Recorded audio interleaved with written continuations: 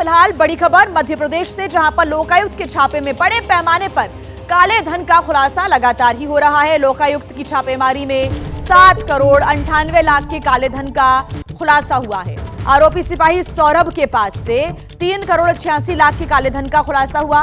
सौरभ शर्मा के ठिकाने से 1 करोड़ 15 लाख रुपए कैश बरामद हुआ। मशीनें यहां पर आई थी जो कि कैश गिनने का काम कर रही थी।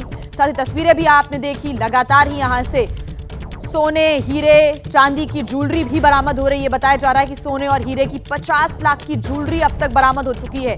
वाहन, घर के सामान की कीमत 2 करोड़ 21 लाख रुपए बताई जा रही है। ब्रांडेड सामान, ब्रांडेड घड़ियां, पर्सेस ये भी बरामद हुए हैं। कैश चेतन के यहां से जो मिला है वो 1 करोड़ 72 लाख रुपए, 2 करोड़ 10 लाख रुपए की चांदी बरामद हुई है। चेतन के घर से 30 लाख रुपए सामान बरामद हुआ है। चेतन के यहां से 4 करोड़ 12 लाख रुपए का काले धन का खुलासा हुआ है।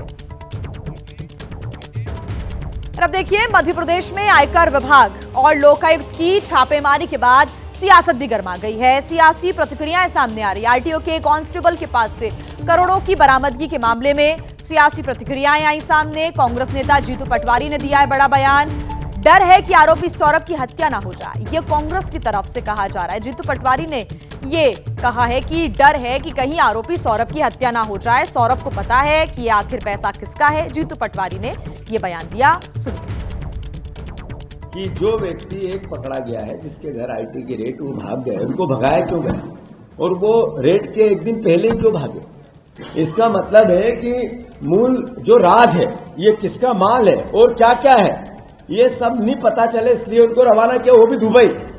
इसलिए मेरा मानना है कि उस व्यक्ति को पकड़ के लाए, पूरी पुलिस सुरक्षा हो, उसकी जान माल को किसी प्रकार का खतरा न हो, ये कांग्रेस पार्टी मांग करती है। और उससे वो पूरे राज उगले, क्योंकि हम कोर्ट में जाएंगे तो कोर्ट पूछेगा जब आदमी नहीं मिलेगा।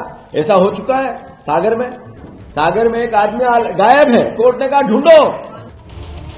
तो कांग्रेस ने लगाए हैं ये बड़े आरोप और इन आरोपों को बीजेपी ने पूरी तरह से खारिज कर दिया है। पार्टी के मध्य प्रदेश अध्यक्ष बीडी शर्मा ने कहा है कि इस मामले में जो भी सख्त कानूनी कार्रवाई हो सकती है वो की जा रही है। कोई भी इस प्रकार की कार्रवाई, कोई भी कार्रवाई, चाहे लोकायुक्त हो, चाहे ईडी हो, ईओडब्ल्यू हो, जो भी संस्थाएं हैं, ये संवैधानिक संस्थाएं हैं, अपना काम करती हैं और कानून के दायरे में जो आवश्यक कदम होंगे वो संस्थाएं उठाएंगी। एक तरफ एक्शन जारी, दूसरी तरफ सियासत भी जारी। अंबुज पांडे हमारे साथ जुड़े हुए हैं ज्यादा जानकारी के साथ भोपाल से। अंबुज, आप एक एक कर पूरा घटनाक्रम बताएं, किस प्रकार से छापे पड़े, उसके बाद किस प्रकार के अब तक खुलासे हो सके हैं, एक्शन अब तक क्या लिया जा सका है, आगे की क्या कार्रवाई होने वाली है, और दूसरी तरफ सियासत भी चरम पर है। कांग्रेस बड़े आरोप बीजेपी पर लगा रही है। अंबुज जी, सबसे पहले मैं आपको बता दूं कि जो एक एक करके आपने कहा कि मैं घटनाक्रम बताऊं, उससे पहले एक बड़ी जानकारी सामने आ रही जिस वक्त अभी हम बात कर रहे हैं। कल रात को चेतन गौर, जिसको सौरभ शर्मा का करीबी बताया जा रहा है, उससे एजेंसियों ने पूछताछ की है और उसने कई बड़े खुलासे किए हैं।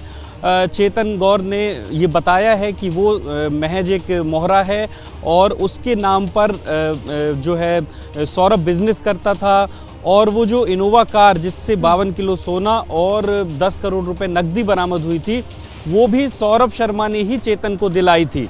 इसके साथ साथ ये भी जानकारी निकल के सामने आ रही है कि कई डायरियां भी एजेंसियों को प्राप्त हुई हैं, लोकायुक्त को प्राप्त हुई है। उस डायरी में कई लेन देन का हिसाब लिखा है। हालांकि वो बड़े नाम सामने नहीं आए हैं, लेकिन निश्चित तौर पर चेतन ने भी ये बताया है एजेंसियों को कि इसमें जो है, चाहे चेतन हो चाहे सौरभ हो, वो सिर्फ छोटी मछलियां हैं, बहुत बड़े नाम इस पूरे मामले में शामिल हैं। और निश्चित तौर पर अब ये लगने लगा है कि अगर ये जानकारी सही दिशा में जाती है तो इसमें कई बड़े नाम निकल कर के सामने आ सकते हैं, चाहे वो बड़े अधिकारी हों और चाहे वो सफ़ेद पोश नेता हों। आपने पूछा कि इसका क्रम क्या रहा है, तो मैं बता दूं आपको कि पिछले 5 दिनों से जिस तरीके से भोपाल में अलग अलग कंस्ट्रक्शन कंपनी, बिल्डर्स के ऊपर छापेमारी हो रही थी, उसी क्रम में सौरभ, जो कि परिवहन विभाग का पूर्व जो है सिपाही था उस पर भी कार्रवाई हुई। सौरभ ने भी 12 साल नौकरी करने के बाद कंस्ट्रक्शन बिजनेस में वो आ गया था, रियल एस्टेट के बिजनेस में वो आ गया था और उस पर कार्रवाई हुई और जिस तरीके से उसके खिलाफ लगातार आय से अधिक संपत्ति की शिकायतें मिल रही थी उस आधार पर उस पर कार्रवाई की गई। और जब कार्रवाई की तो सबके सामने है कि जो कुछ प्राप्त हुआ, 2.5 क्विंटल से ज़्यादा चांदी, करोड़ों रुपए कैश और उसमें करोड़ों रुपए का सामान भी उसके पास से प्राप्त हुआ। और अब ये बताया जा रहा है कि उसके पास कई ऐसी डायरियां भी मिली हैं जिनमें कई लोगों के ट्रांजैक्शन और कई लोगों के नाम भी शामिल हैं। इसका मतलब साफ है कि अब जो राजनीतिक पार्टियां, खासतौर पर विपक्ष में बैठी कांग्रेस आरोप लगा रही है कि बड़े नेता इसमें शामिल हैं, निश्चित तौर पर ये घटनाक्रम उसी ओर इशारा कर रहा है।